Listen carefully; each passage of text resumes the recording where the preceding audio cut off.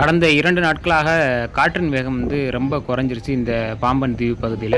அது மட்டும் இல்லாம மழையோட வேகமும் கொஞ்சம் குறைஞ்சு, மழை அப்பப்ப லேசான கனமழை, சில நேரத்தில மிதமான மழை அந்த மாரி விட்டு விட்டு பேஞ்சுக்கிட்டு இருக்கு.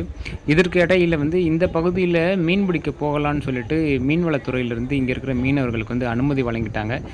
தென்கடல்லையும் சரி, வடகடல்லையும் சரி 2 கடல்லையும் மீன் பிடிக்க போகலான்னு சொல்லிட்டு அனுமதி சீட்டு வழங்குறதுக்கு மீன்வளத்துறை முன் வந்தது முன்னிட்டு ராமேஸ்வரம் பகுதியிலேருந்து இங்கே இந்த புரவி புயலின் காரணமாக பாம்பன் குந்துகால் இடத்துல நிறுத்தி வச்சிருந்த இந்த விசைப்படகுகள் எல்லாம் மறுபடியும் மீன் பிடிக்கிறதுக்காக ராமேஸ்வரம் நோக்கி கிளம்பி போகிறாங்க.